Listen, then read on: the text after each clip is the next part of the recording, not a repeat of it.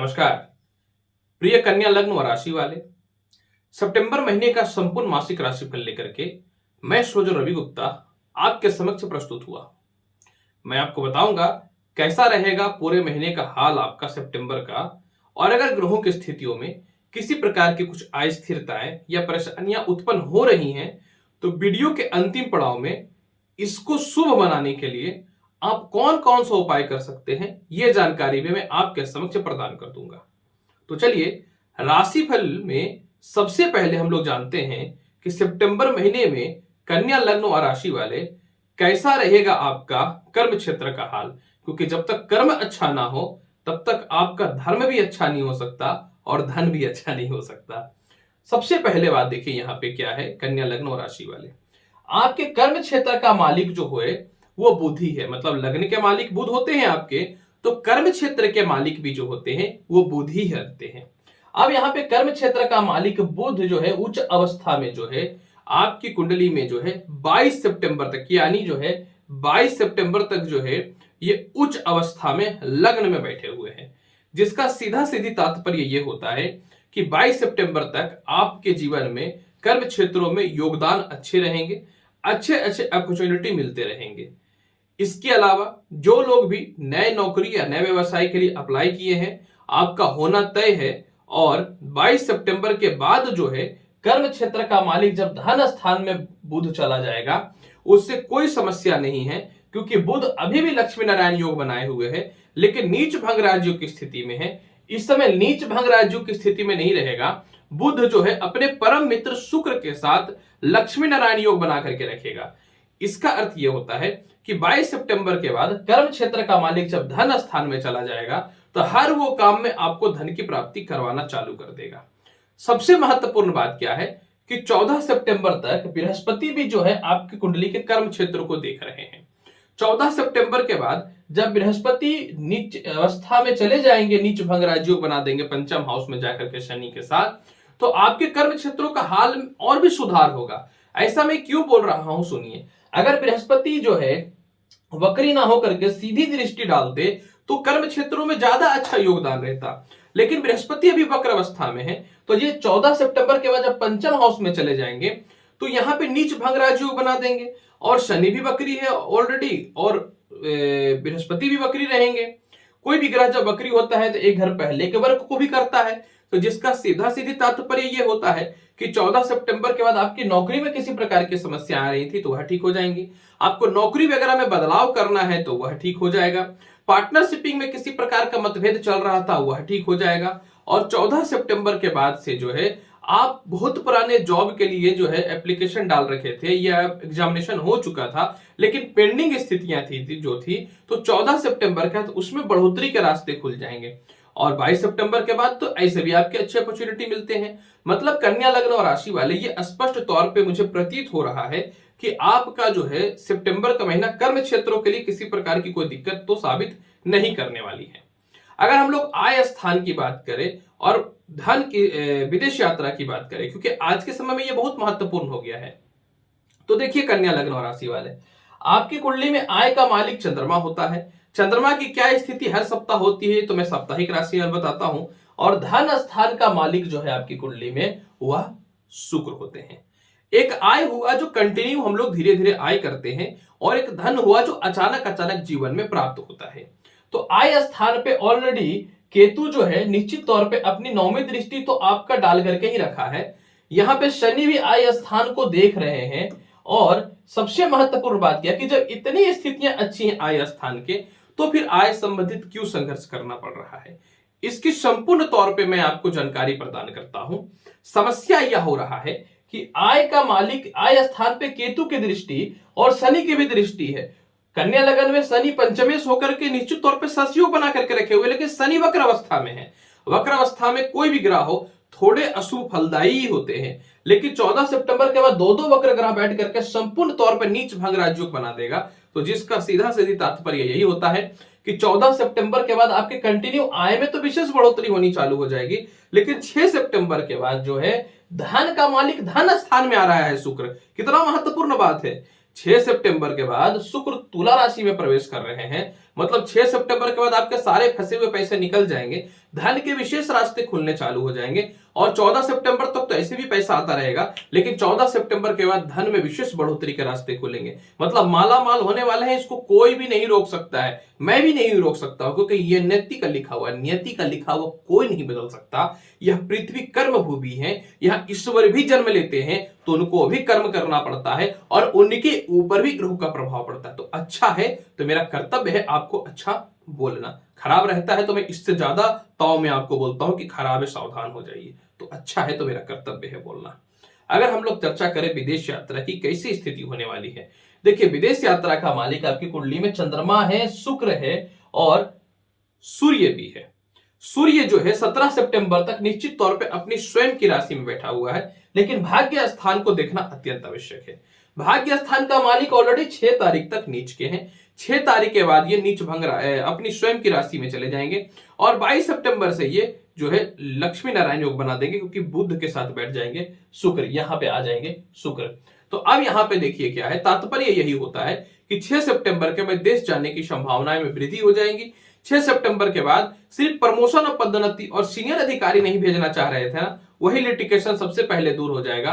और दूसरी महत्वपूर्ण सबसे बड़ी जानकारी क्या है कि 6 सितंबर के बाद फिर जो है आपकी कुंडली में क्या होगा कि शुक्र धन स्थान में चले जाएंगे, तो विदेशों में फंसे हुए पैसे भी आपके निकल जाएंगे।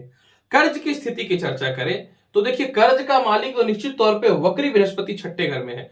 मुझे पता है कि कर्ज आप उतार रहे हैं जल्दी जल्दी, लेकिन एक्चुअल मालिक सूर्य जो है वह कर्ज के अपनी स्वयं की राशि में है। तो 17 सितंबर तक मैक्सिमम कर्ज की आप समाप्ति कर दीजिएगा। 6 सितंबर के बाद कर्ज उतरना चालू हो जाएगा, क्योंकि 6 सितंबर के बाद मंगल जो है वो कन्या राशि में आ जाएगा। तो मंगल क्या कर्ज तो करवा रहा है, लेकिन कर्ज खत्म नहीं हो रहा था। तो आपके जो है जीवन में 17 सितंबर तक कर्ज की मुक्ति होने चालू हो, कर्ज मुक्ति करेंगे, लेकिन इसमें बढ़ोतरी कर्ज मुक्ति में 6 सितंबर के बाद हो जाएगा। आपको कर्ज लेना है तो 17 सितंबर के बाद आपको मिल भी जाएगा, हालांकि नहीं लेना चाहिए, अशुभ होता है। अब आगे की स्थिति की बात करते हैं, कैसा रहेगा आपके दाम्पत्य जीवन में और लव रिलेशन का हाल, क्योंकि ये तो भी बहुत महत्वपूर्ण है ना। अब एक एक पार्ट की चर्चा तो मैं करता ही हूं, ये बात तो आप जानते हैं। देखिए आपके जीवन में धन का मामले माफ करेंगे, आपके जीवन में दाम्पत्य जीवन की चर्चा करेंगे। दाम्पत्य जीवन अधिपति बृहस्पति, बृहस्पति के साथ क्या हो रहा है कि ये छठे घर में तो बैठे हुए हैं, लेकिन ये पूर्ण रूपेण फल नहीं दे पा रहे हैं, क्योंकि शनि जो है ना ये तीसरी दृष्टि से दाम्पत्य जीवन को डिस्टर्ब कर रहा था। इधर केतु जो है 5वीं दृष्टि से दाम्पत्य जीवन को डिस्टर्ब कर रहा है, और इधर बुध की नीच दृष्टि दाम्पत्य जीवन को जो है निश्चित तौर पे डिस्टर्ब कर रहा है। तो क्या सुधार होने वाला है, यही सितंबर के महीने में सुधार होने वाला है। 14 सितंबर से क्या होगा कि बृहस्पति पंचमेश चले जाएंगे, तो 14 सितंबर के बाद प्रेम से विवाह के योगों में विशेष वृद्धि के रास्ते खुलने चालू हो जाएंगे। आर्गुमेंट्स और पारिवारिक कलह जो हो रहा था 14 सितंबर के बाद कम होने चालू हो जाएंगे, कि बृहस्पति और शनि का नीच भंग राजयोग हो जाएगा और दोनों ग्रह वक्री रहेंगे। वक्री ग्रह में कोई भी ग्रह स्टेबल एक जगह पे वर्क नहीं करता, एक घर पहले के भी फर्क को देता है, प्रभाव को देता है। तो जिसका सीधा सीधी तात्पर्य यही होता है कि 14 सितंबर के बाद आपके दाम्पत्य जीवन में सुधार होगा। वैवाहिक जीवन के रिश्ते आपके 6 सितंबर से बहुत ज्यादा आने चालू हो जाएंगे।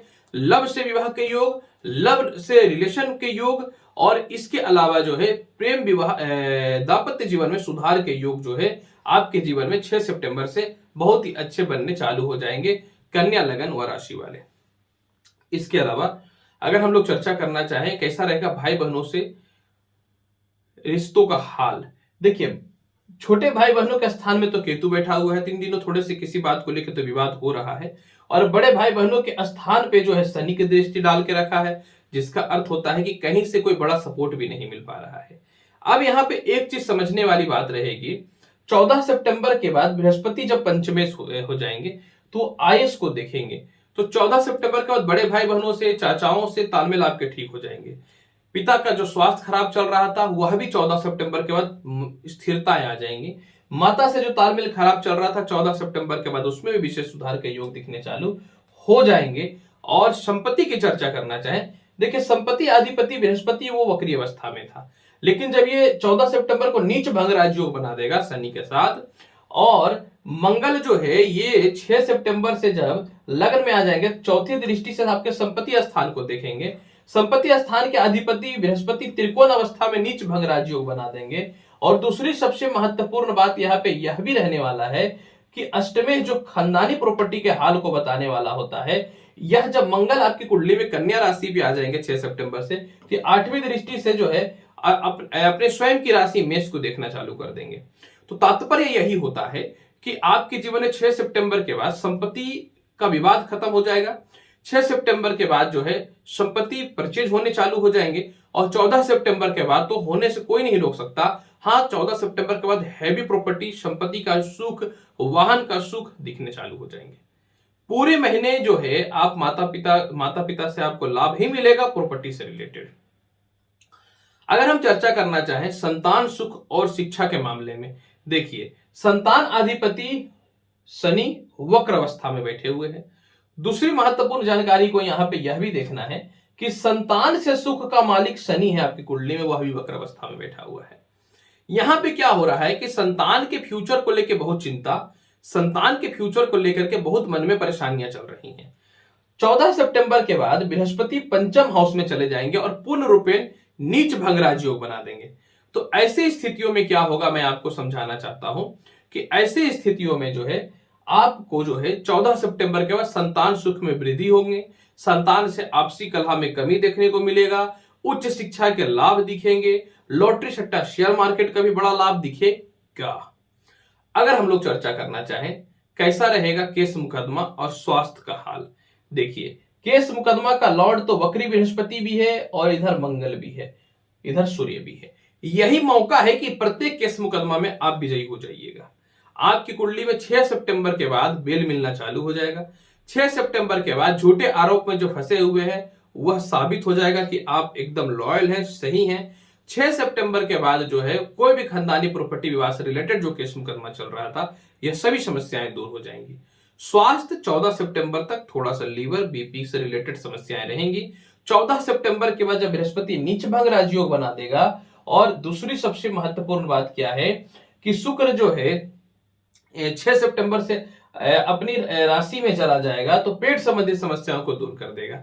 यानी 14 सितंबर के बाद आपको लीवर, किडनी, हृदय, शुगर से रिलेटेड समस्याएं दूर हो जाएंगी और 6 सितंबर के बाद स्किन रैशेज, खुजली वगैरह की जो भी समस्याएं चल रही हैं, दांतों से रिलेटेड जो भी समस्याएं चल रही हैं, वह भी ठीक हो जाएंगी। फिर भी पूरे महीने के वो बहुत बेहतर बनाने के लिए आपको क्या करना चाहिए कन्या लगन और राशि वाले? पूरा महीना को बहुत बेहतर बनाने के लिए कन्या लगन और राशि वाले बहुत ही आसान उपाय बताता हूं। देखिए क्या है कि 14 सितंबर तक आप जो है केसर का तिलक लगाइए।